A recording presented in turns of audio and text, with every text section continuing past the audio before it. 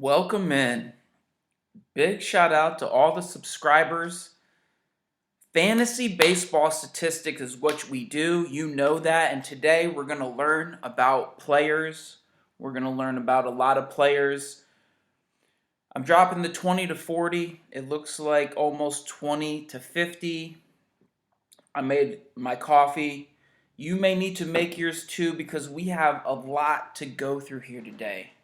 Learning about players is how you get to like players, is how you add to your agility in your auction drafts, how you make smarter decisions. And the late Kobe Bryant once said, you've got to enjoy the journey. You've got to enjoy the process. It's not just about getting to the destination. So we're going to dig into the process. We're going to get to learn some players here. I've got a lot for you guys, so that's what I mean. Just buckle up. You may need to take it in little chunks. You may need to pause it and come back. But if you're ready, let's go. I'm ready. I'm more than ready. So, touching on speed, because we got to talk about it. And I've been getting a lot of podcasts, and I've been hearing narratives out there, and we got to clarify some issues there. I want to talk about the risks of high-end speed. One glaring risk I see with getting high-end concentrated speed is along with speed comes injury risk. And if you have all your speed in one player or two players like a Trey or an Alberto, if they go down, now you have no speed. So there's some danger there with concentrating your speed. And I'm going to pull from Be a Doctor on why speed is dangerous. So speed is taxing on the shoulders. The player has to run full speed at the base and dive to lay out.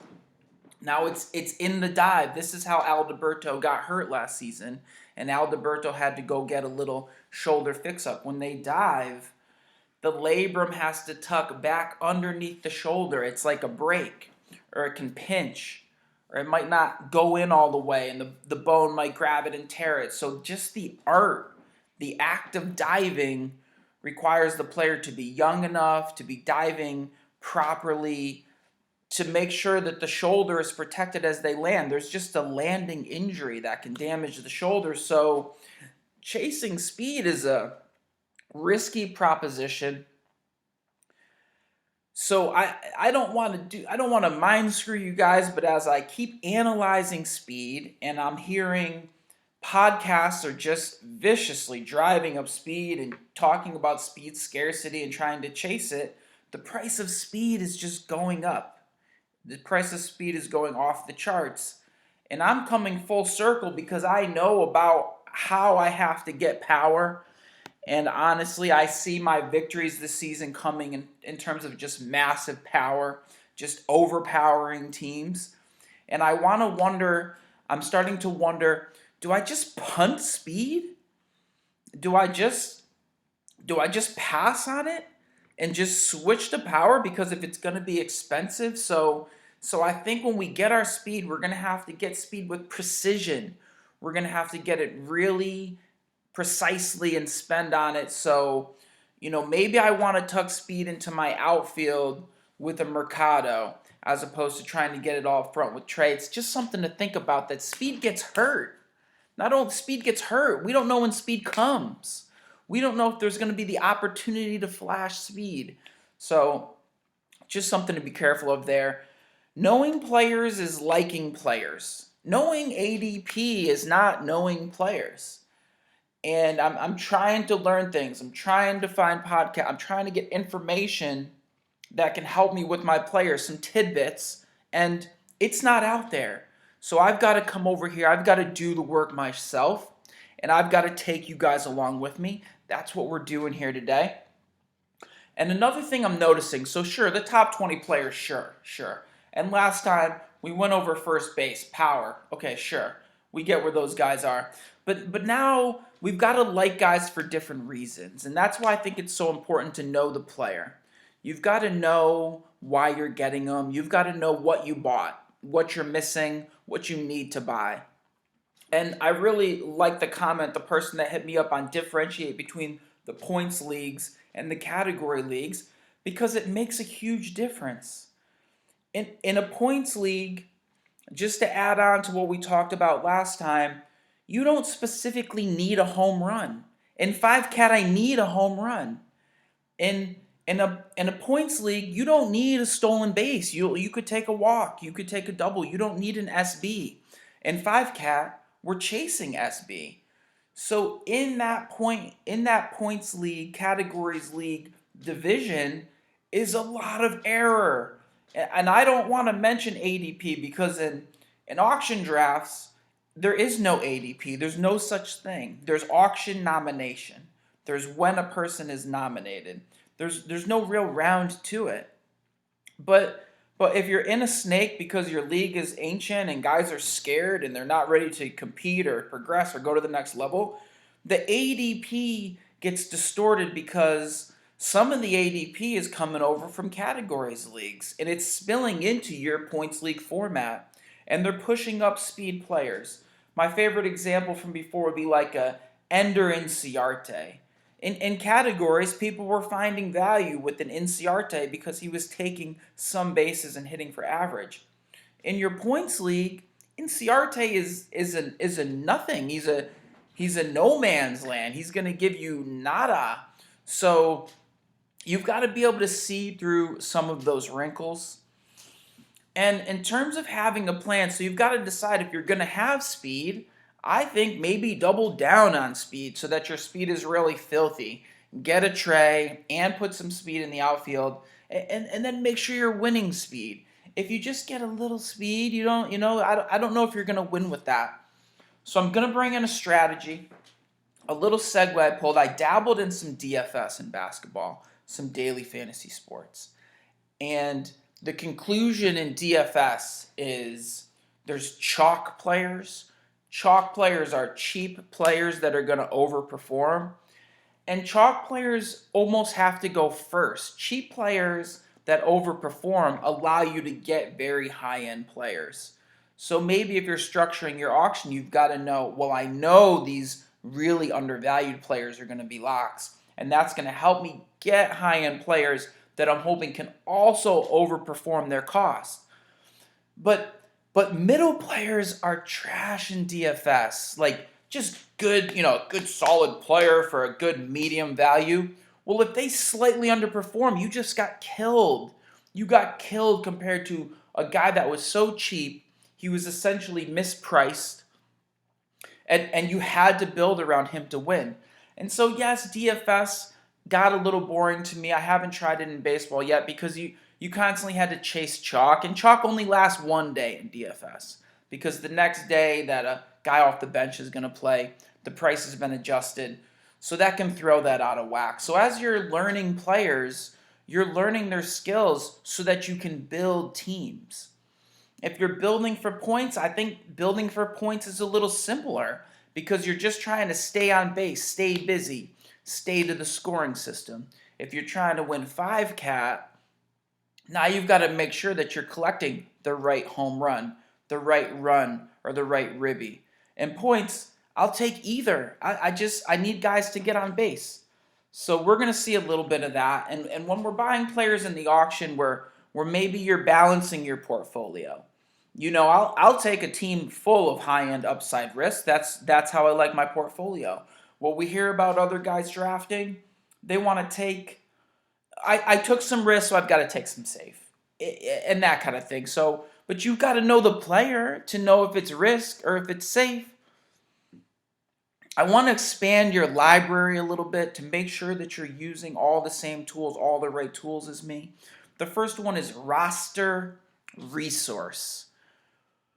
RosterResource.com, they have the depth charts. That is where you go for MLB depth charts 100%.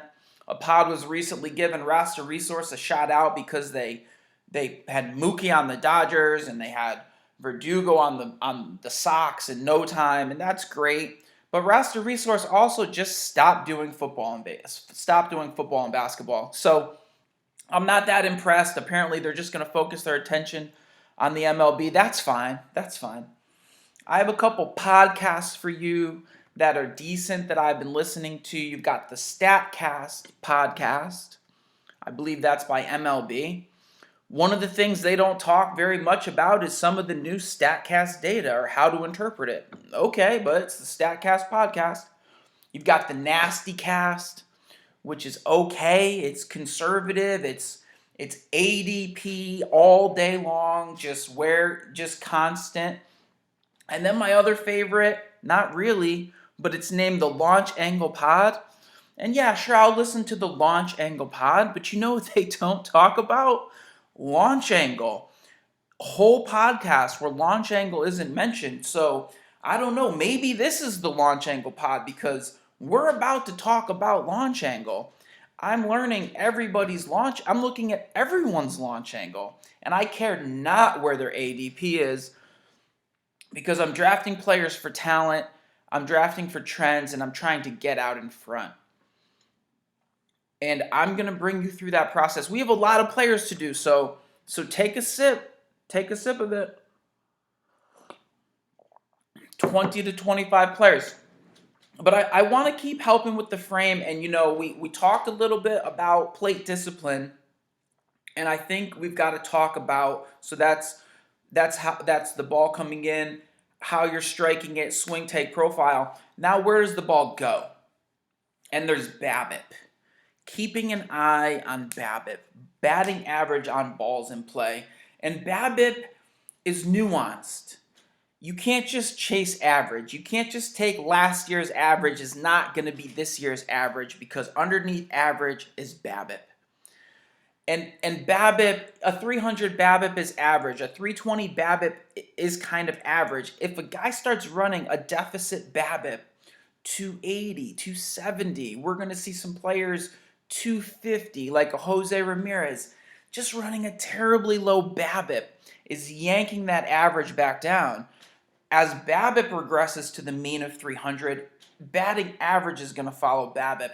And so some of these outlier seasons, the boom bust seasons, you're hoping to get lucky on some 26, 27-year-old that has some ridiculous BABIP that season and just goes on a massive tear. Yelich has been carrying crazy BABIPs. Mookie Betts' best seasons are just outrageous 380, 360, 370 BABIPs.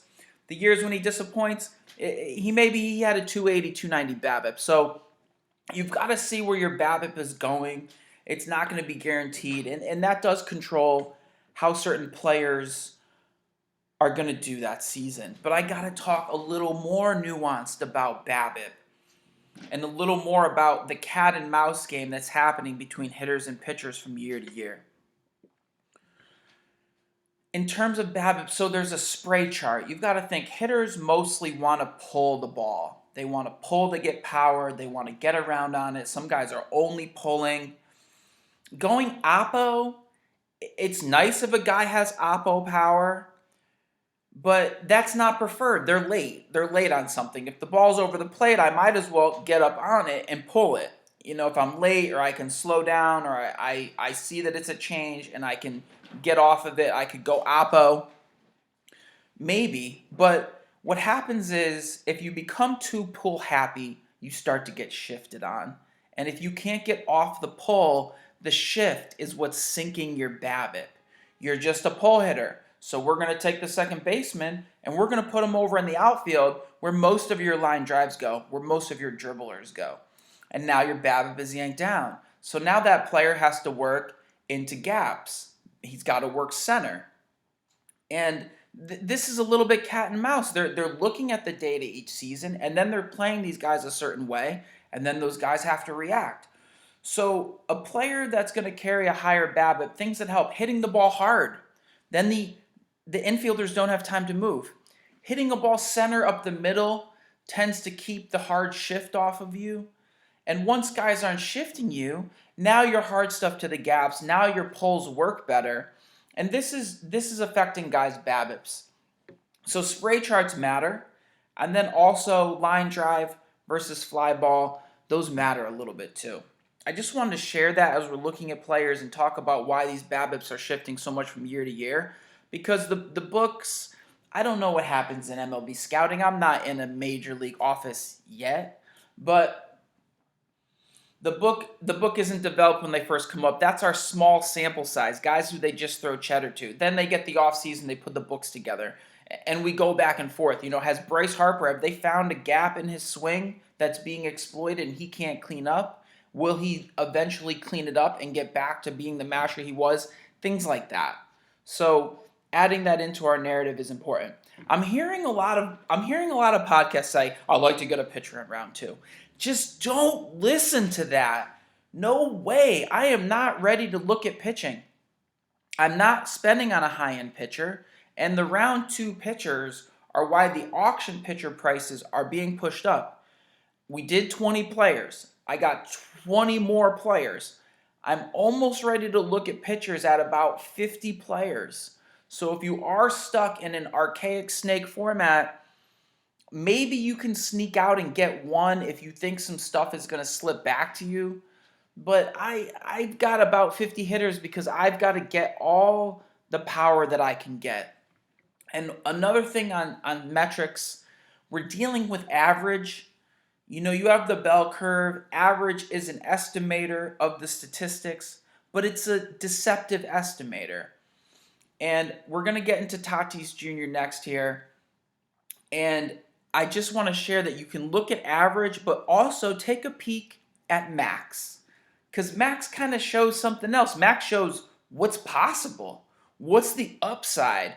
And in the MLB, how hard can he hit it? How far can he hit it? And max can tell you something else, because average, we don't know without looking at the entire distribution of the sample. Was there a lot of soft hit? Was there a lot of miss hit that dragged down some of my average so that the mean isn't the best representation of the upside? So sometimes I take a little peek at max. So let's get it started here. We're going to do players today. And I chose to do this format of going through players and helping us understand players, because that's what's missing. That's what's missing when we just talk about ADP and decide that that's chalk and that we're not going to discuss anything else. Tatis Jr. is going very high this season. I know he's going to be expensive. We saw the upside. 6'3", 21 years old. What can we guarantee? First, we've got a little bit of an issue. He carried a 410 BABIP for a 317 average. That's not going to happen. That's not going to happen. He's not a 317 hitter. There's no way he sits at a 410 BABIP. Nobody does. A 380 BABIP will be high, 370. So that average is coming down. But people may want you to believe that it's going to plummet down. That I'm not exactly sure of. We're talking about a 70 grade overall prospect at 21 years old. And as much, I'm working StatCast today. I love StatCast. I wonder if somebody was listening, because suddenly the splits have handedness. So now you don't have to go searching all around for splits. But what we don't have on StatCast data is minor league track record. That we've got to go back to our Fangraphs for. I'm going to take a quick peek at Fernando Tatis Jr., the 21-year-old, because I'm going to have to go backwards to get some data. Okay, he struck out 29.6% of the time last season. Yeah, that's high. He carried a 410 BABIP for a 317 average. He walked only 8% of the time. But this is the worst he has ever struck out in his career. In 2017, when he made the jump from single A to double A, the biggest jump for a minor league player, Tatis is 18 at that point. Yeah, he struck out 29.8% of the time, still carried a 350 BABIP. The next season he came back, he trimmed it up to a 27%, shaved about 2% off the strikeout rate. And in 2019, they had to get him out of the minor leagues. There was no challenge left. So this is a player that can quickly clean up on things. It could start looking better very quickly. I don't want to make assumptions on what his plate discipline is yet, because he's so young and so dominant. The barrel percentage was high. He's hitting at an exit velo of 89.6. Not amazing. Let's call 90 the line. Let's call 91 on an exit velo when I start to get excited. But 90's good. 88, you're starting to be a little bit of a soft hitter. If there's soft tossers, there's soft hitters. The launch angle at 6.9, only a 7, that's not great. So Tatis Jr., just from the StatCast alone, isn't great, but it was hard because we can't deny him that in a small sample last season, he took 22 home runs and 16 bases. He has elite sprint speed at 6'3". There's a lot of upside there. We got to go to the plate discipline. 76, basically 77 on the zone contact. Not great. The chase is only a 29. That's decent. And the meatball swing, which I'm really starting to like more, which I take meatball swing to be taking advantage of mistakes, blasting mistakes out of the yard, a 79%. So that's fairly high. A lot of guys, the league average meatball is 75. He's above league average on taking advantage of mistakes. So is the average, can we guarantee, do we know what we're going to get? We're not sure, but we saw it. We saw it with our own eyes. So we had to look, where can we find it in the profile? And I think where I found it is in max exit velocity and max home run distance. You can scroll down to this. He flashed a max exit velocity of 116, 15th in the MLB. He's 21 years old. He played maybe half a season. He's 15th in a max exit velocity. That gives you an idea of the potential. Max home run distance of 468. You can go back and check. That puts him in line with Stanton and Judge. So sometimes when he gets it, he really gets it. And that's different. Yes, he's not going to he's not going to be constantly on base. We don't know what we're going to get from zone contact, but there's a lot of high-end upside there. He's going to be extremely pricey in auctions. This is a player, if you want in an auction, you have to blindly outbid people. You have to use it all. You have to use monotone bidding, chunk bidding, I'm about to leave you hung up bidding. You have to have no ceiling on the bidding. I don't know what Tatis is going for, but I could imagine somebody going to 50, somebody saying this is their favorite player. 40s, no doubt. 30, I don't think you're going to get him. So the fight's going to be there. The risk, he also had a back injury. I don't know if it was a stress fracture or a disc. I think there's some concern there. Man, he looks like one of the sexiest players in the upcoming baseball season, Fernando Tatis Jr. Let's keep going. So as you're looking at your list, we're pushing these players up. I certify Tatis Jr. right outside the top 20, maybe inside it now that Eugenio's out. Next, Trey Turner. What's going on with Trey? 26 years old. If you are going to take some speed, or speed is okay for you in a points league, it's Trey. The plate discipline, 87% zone contact. Over his career, he's an 86 zone contact. This is bat to ball stuff. The chase isn't great. He chased more last season. He's going to make contact. He's going to get on base. Over his career, I just want to check. He hit 298 last season. His lowest average is like a 270. Sure. How did he hit 298? Well, he flashed a 350 BABIP. The season before, he was only a 314 BABIP, in which he hit 270. So BABIP fluctuation could be there. High-end sprint speed, absolutely. The steals came down just a little bit, 46, 43, 35. That's dangerous running. You might hit a base. You might get caught with a cleat. You might jam a shoulder. So be careful what you ask for in terms of getting all your speed from Trey. But I love Trey. You know about the Trey Turner alert. Exit velo went up. 88, 89, 88. All of a sudden last season, a 90 exit velo, a 9 launch angle, up 2 degrees over the last 2 seasons. So Trey is trying to put some things out. We did see him get 19 home runs last season. He said the finger bothered him. He's a stud. He's a stud. The only issue is going to be the injury risk, because what season has he not gotten injured? I don't remember any. And if you're going here because you want speed, you're behind on power already. So now you've got to make it up everywhere. And if he gets hurt, now you're really behind power. And I think that team could almost lay down on you. Let's switch over. Let's switch to an Alexander Bogaerts. Sure, 27 years old, 6'1", a points league stud. Because there's no speed coming here. The exit velo's a 90. The launch angle's a 13. That's decent. He had 43 barrels last year for 33 home runs. That's tolerable. This isn't 40. This isn't 40 bombs from him. He's probably 28 to 32 bombs again. Is there a little more upside? Zone contact over his last 3 seasons, 87, 87, 86. Chase, stingy, 29, 26, 27. He's a stud. He's a lock. He's an absolute lock in points leagues. He's not as exciting in Cat because the home runs aren't amazing yet and there's no speed, so he's really just some power and average.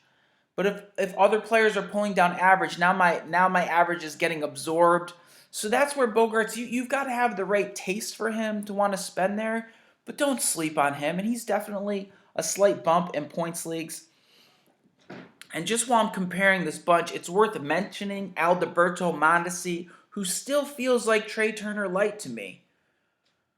The power is not great. It's not great. He hit 9 home runs. That was a disappointment on the season before. Why is that? Because the launch angle on the season we got excited was a 12. Last season it dropped down to a 9. That's the wrong direction, Alberto. And the exit velocity, 87, 88. He only hit 24 barrels. He's a soft hitter. It's hitting soft. He may approach rabbit status where you're just getting speed and the average isn't great. And people want to get really upset about the plate discipline. Sure, the zone contact was 76. It went down to 73. The chase was up to 38. What he was really good at was taking advantage of mistakes with a meatball swing percentage from 83 up to 87. So Alberto is dangerous. There's going to be speed, but don't expect the power. And if people want to keep disrespecting him, I might rather get some cheap Alberto as opposed to paying for high-end Trey and getting some power instead with my money. Just a thought.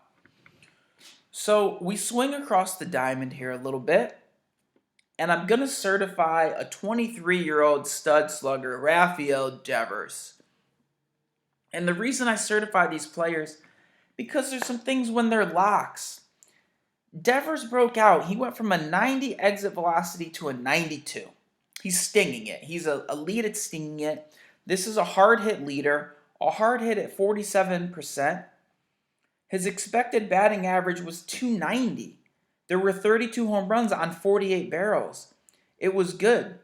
The zone contact only an 80, not amazing. Extremely chasey at 37%, but his chase contact is approaching 70. His meatball swing was 86. He's aggressive in the zone. Let me take a look at the swing take profile, because you can start to tell this is a guy who's going to be aggressive. Right. In the heart of the plate, where I need you swinging, league average is 73%. Devers is in there at 81%. He's making guys pay. He's all over the shadow. 53%. He's up 12% on league average to 65%. Swinging at everything. Swinging at waste. Rafael Devers has a plus 41 run value, and it's because he swings the bat at things. He's got to be respected in this narrative. And you can go to every other site to hear about Mookie and what's going on with that. Yes, Boston, there's going to be less RBI opportunity for those three, Devers, Bogaerts, and JD. And there are going to be way more over in the Dodgers for Bellinger and for Turner, because they got the walk god over there now, Mookie Betts, who's going to be on base constantly. That's the outcome. Is it changing everything? No, it's not, because the skills didn't suddenly change. So I'm not going to go crazy there. Let's keep comparing these third basemen a little bit. I'm going to certify a Matt Chapman. Matt Chapman, 26 years old, 6 feet tall. The last 3 seasons of Matt Chapman's exit velocity, 90, 93, 92.6. Stinging baseballs. Launch angle, 19, 14, 16. He had 54 barrels. This is sweet power. Yeah, he hit 36 home runs last season, and you can expect 36 more. 36 to 40 home run pop for sure. For sure. The zone contact, it was 82. It went down to 81, but that's good. That's not that make me nervous mid 70s. 80 is kind of the threshold of contact. 82, 3, 4, 5, lots of contact. 90, contact master.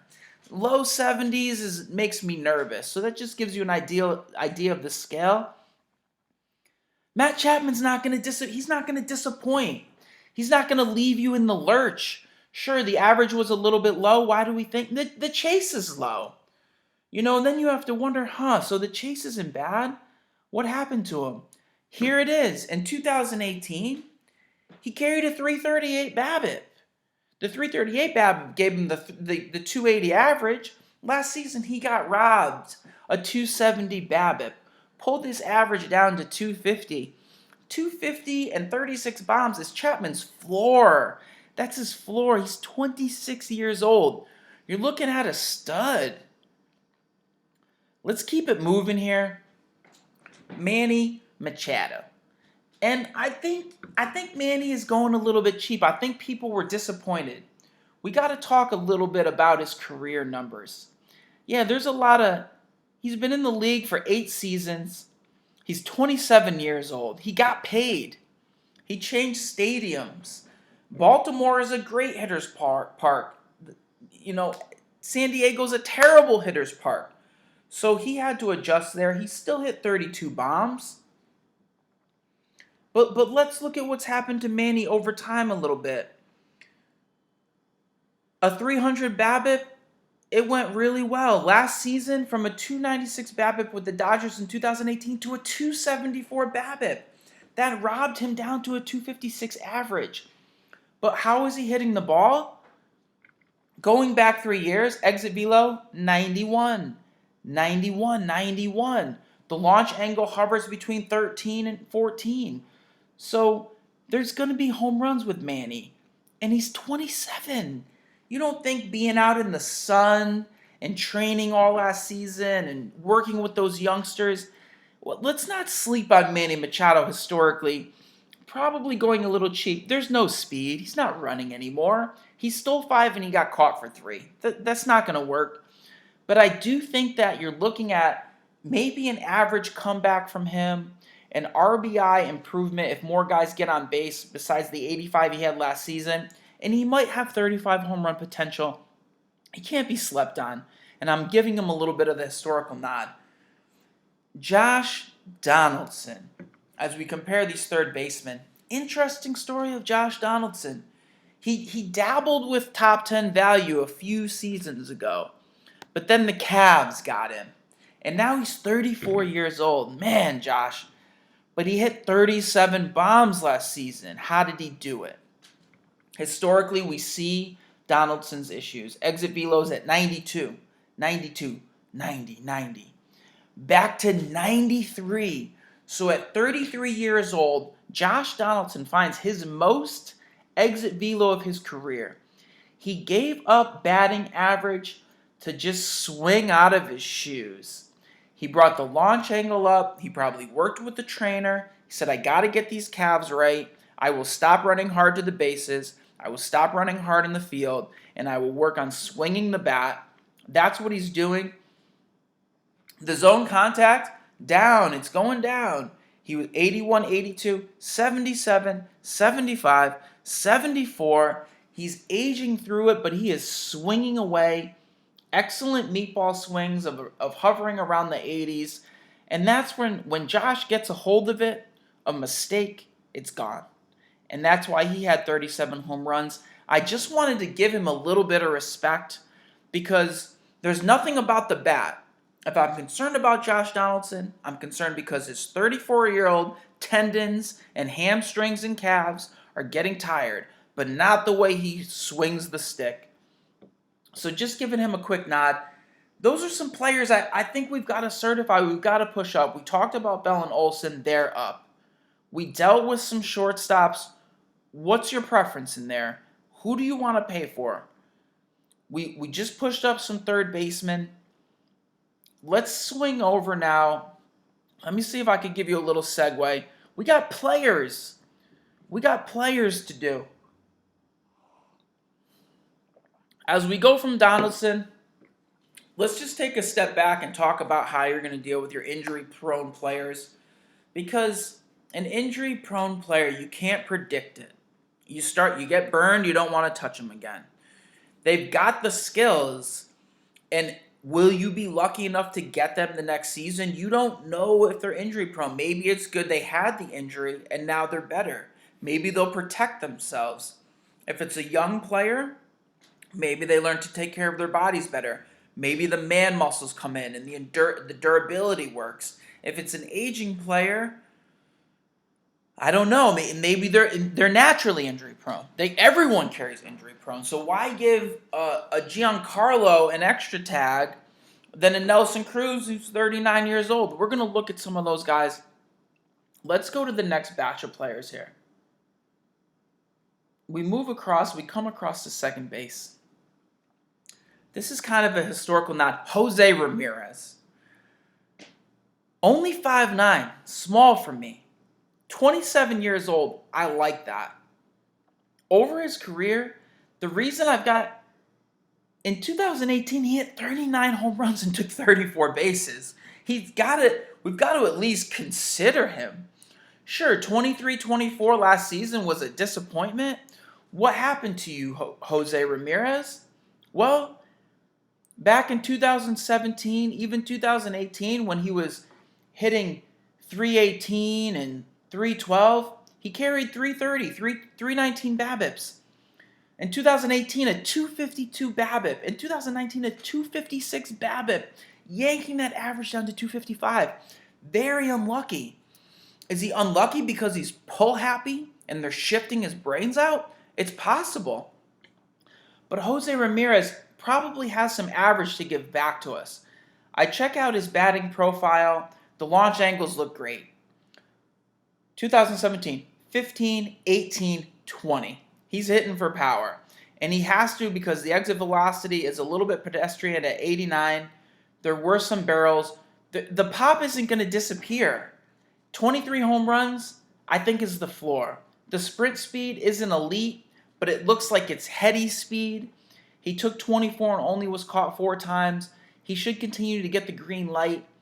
I think Jose Ramirez has to be considered in this group from 20 to 40, just off of history.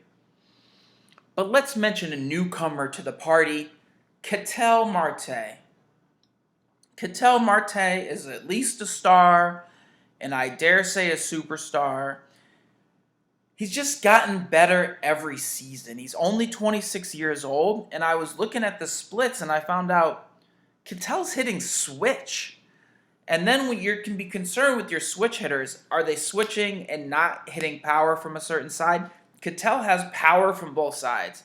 Ketel has average from both sides.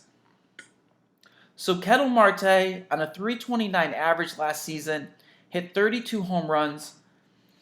I just want to check. I thought at first I wanted to dismiss him as a BABIP casualty, as he carried a 342 BABIP, which seemed high. But I think he can still be a 300 hitter because as we go to the plate discipline, in the zone, 88% in the zone, 89% zone contact from both sides of the plate. With the 77 meatball, the chase was up a little bit, but the chase contact is good. Ketel Marte is the real deal. Don't be slow to act. Don't let him slip. Ketel Marte, I don't know the prices yet until we get into the room. At $15, that's a steal. Ketel's got to be a $30 player. Are people scared? He took a little bit of bases. He took 10 bases. That'll work for you. The average is there. There's pop from both sides. I think he's the real deal. I got to give a shout out to another second baseman as we compare these guys. Yoan Moncada. What's Yon doing? Yon, we go back to 2018, a 90 exit velocity, but last season, Yon stepped his game up. 93 is the exit velo. The launch angle went down from 15 to 12, which we don't love. That's why the power was probably only 25 home runs, as opposed to the 30 that is probably in the bat.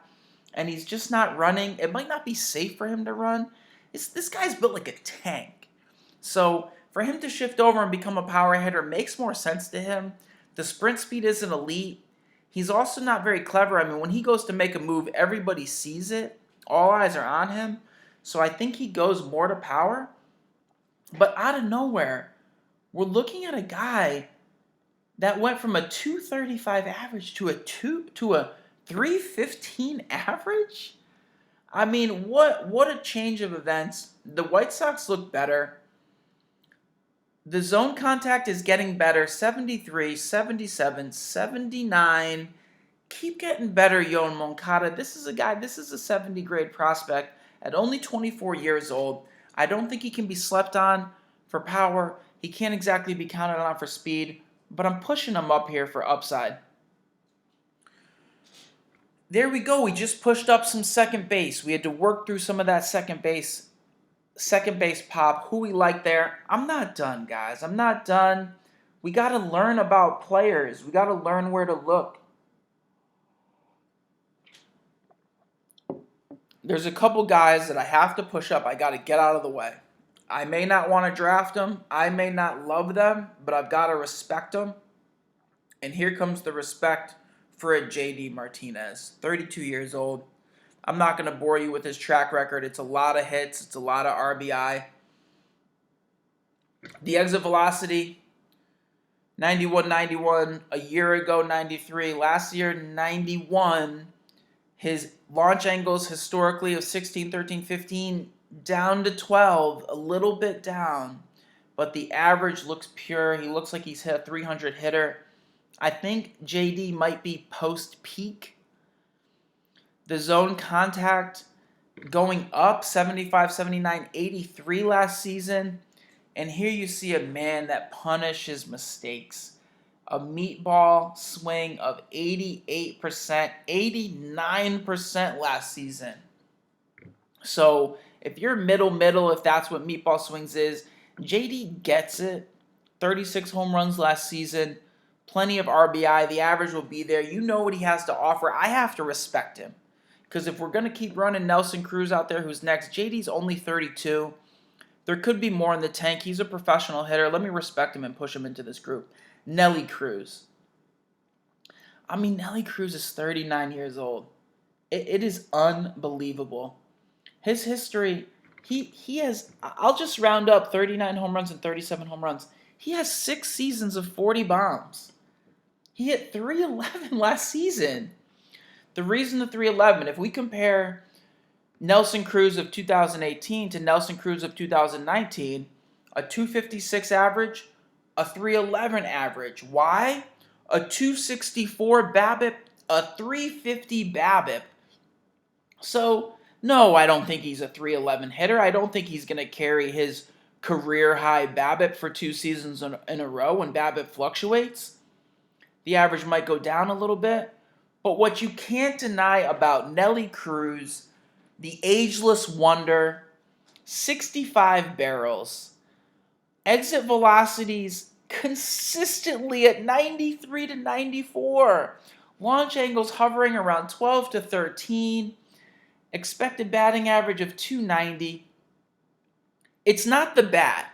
If I'm passing on Nelson, it's one number and it's age 39. It's that I don't like how old his muscles and tendons are, but he continues to sting the bat. I'm going to show him the respect he deserves, certify him, and push him up.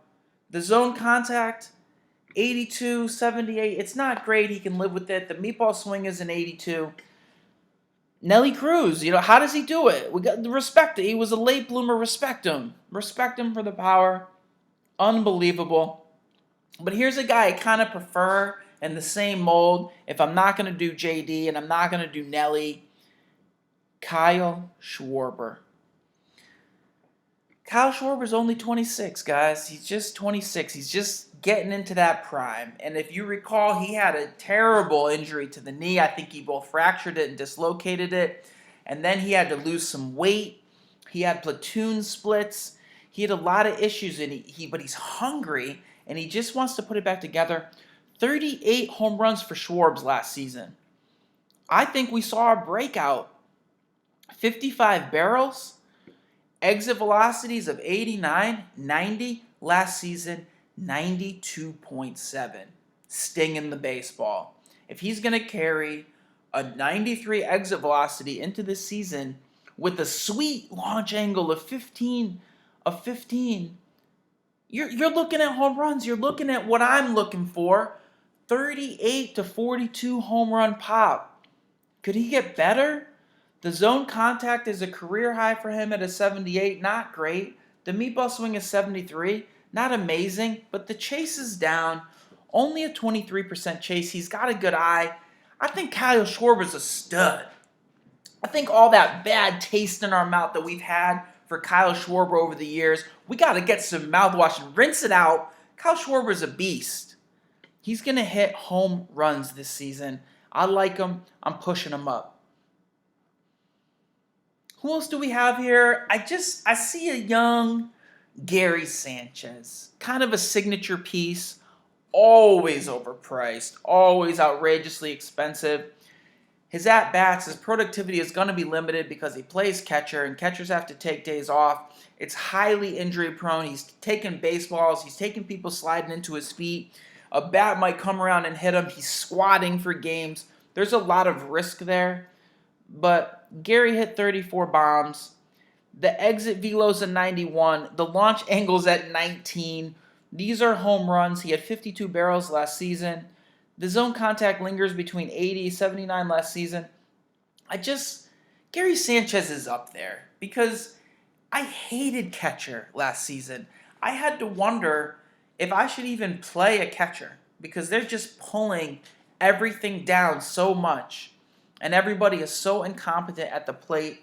I really didn't even want to mess with them anymore. Gary Sanchez.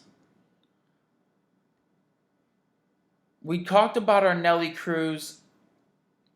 That's about it. What else is going on? These are players we've got to push up. And it wouldn't be right. I know I'm taking you guys. Go ahead, take a break. Pause it. Come back. We got to get through these players. We got to get them out of the way so that we can get to pitching. There's only a few guys after this, but we've always got to be working in the outfield. It takes a while to sort outfield. For every one second baseman, there's 3 outfielders. There are so many outfielders to deal with. We're going to do it today. I've got the elite outfielders that I like. Let's power through. I'm not going to get outworked, Code. It's the journey. Giancarlo Stanton.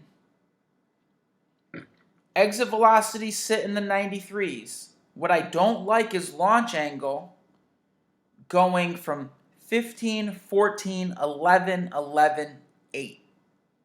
Okay, 8 could be an outlier. He didn't play much last season, but isn't that another ding against him, not playing for a whole season? He's 30 years old, but he's got 10 years of wear on the tires. Yeah, he's gone for 37 home runs a couple times, 3. He's got the 60 home run season under his belt. But Giancarlo, do you have a full season in you?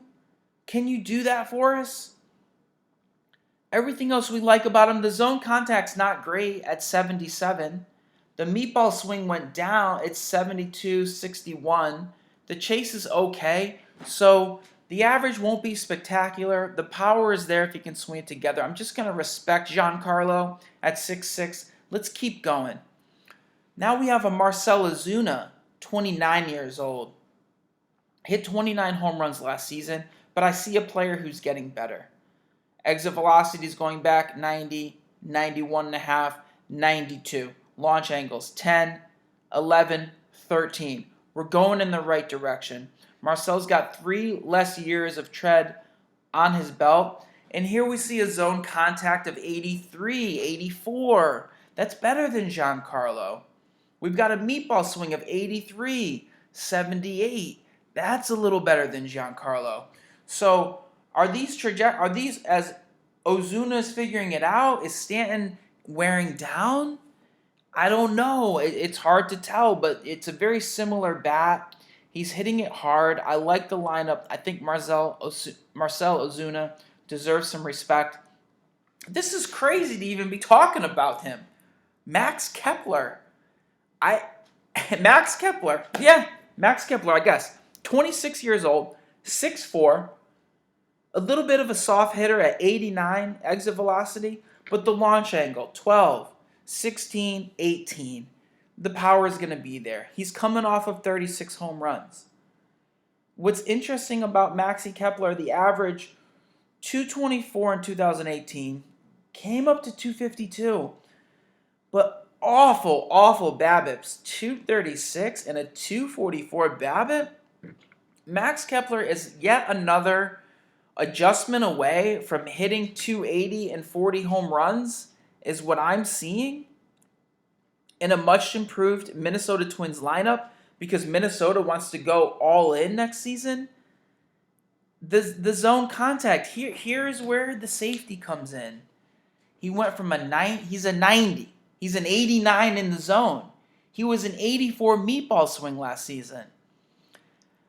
I know it's not the sexiest pick, but Maxi Kepler is safe. Maxi Kepler is safe too. His BABIP is completely destroying his zone contact. The power is legit because the launch angle is legit. I gotta push him up here. I gotta push him into the group with the Marcell Ozuna. He's making more contact than Ozuna, and he's got a better launch angle. Obviously, I've been mentioning him, so let's just touch in on him. Austin Meadows. What did I see? I saw limited at-bats and 33 bombs. I'm seeing a 91 exit velocity and a 16 launch angle. He's already there. He already has it. He's a 284 expected batting average. The plate discipline sits at 85. The chase is down at 25. He's 6'3". He's 24 years old. He's got the whole package is there. The whole package. He's not too tall to where his swing is messy and the mechanics are messy. He's right in the sweet spot. The profile looks studly.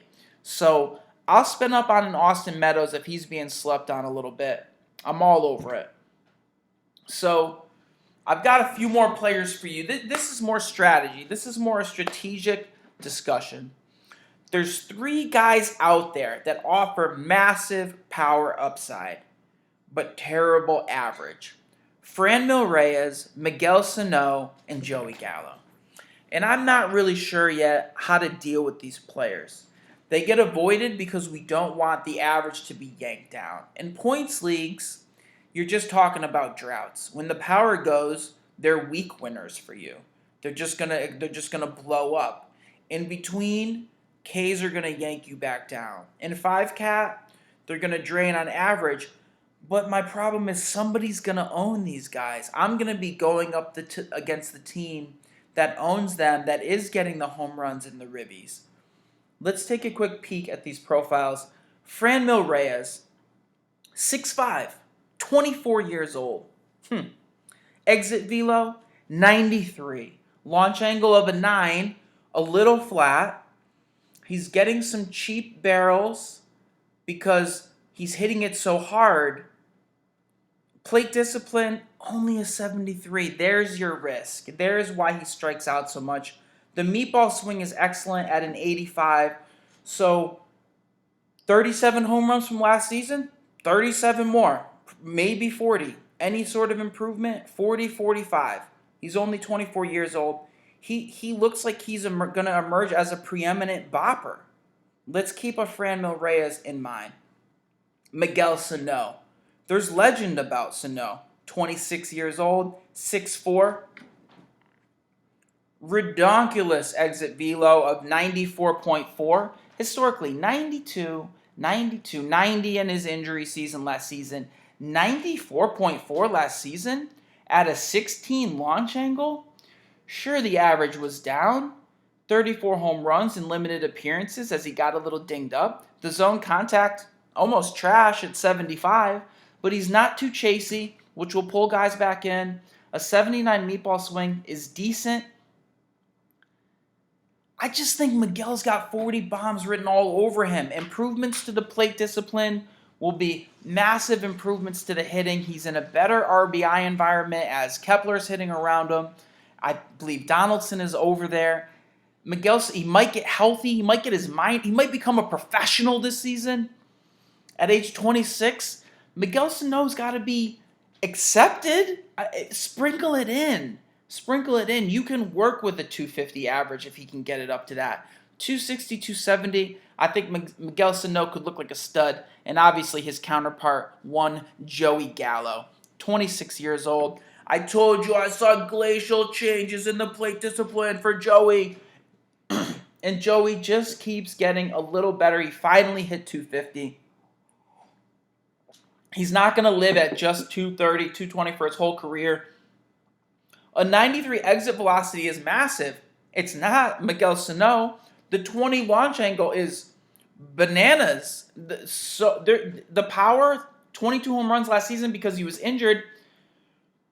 The most trash zone contact at 67%. That's why it's hard to trust Joey Gallo. The strikeouts, the meatball swing is good at 84. He wasn't chasing. It's almost the Aaron Judge profile where you got to just lay off and pick your spots. I think the power is going to be crazy. And the reason that sometimes you got to take a leap of faith is that he's 26 years old, that he can get better here.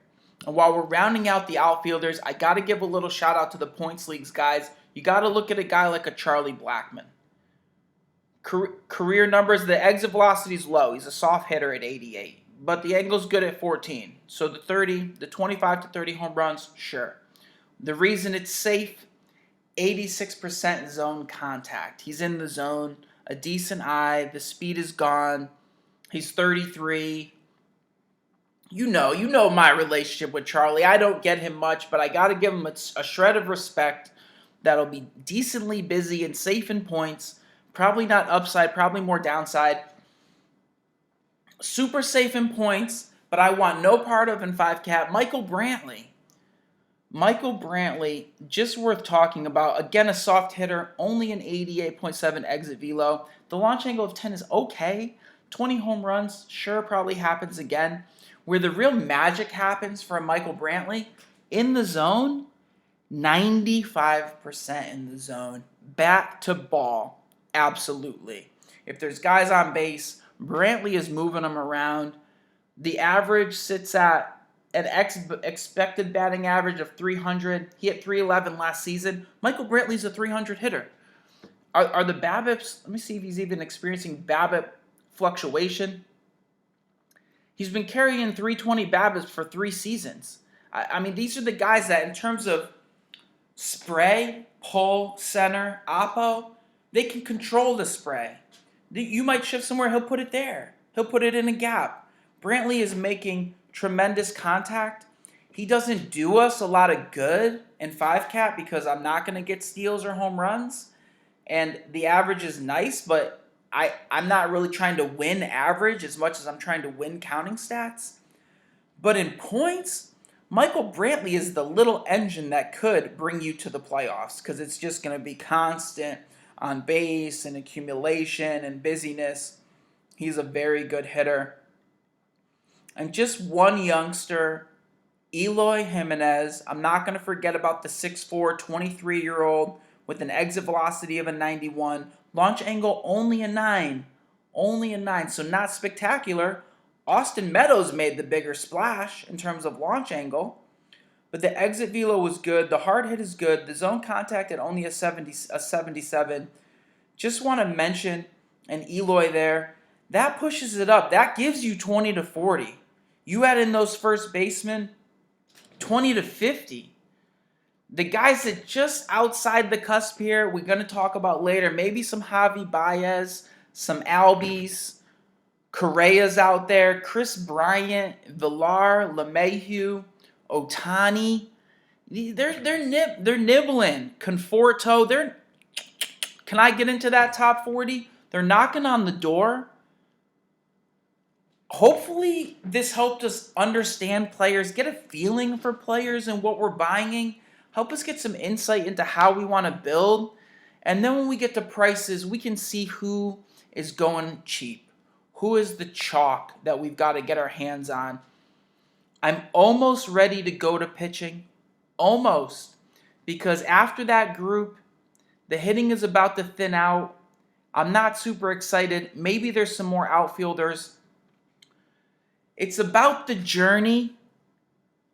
Big shout out to the subscribers. As much as we want to move guys up, and if that becomes hard, the other thing that's equally as important, move guys down. Move guys down on the list. Guys that are undraftable, guys we don't want. Big shout out to all the subscribers. Fantasy baseball statistics. Holler at your boy.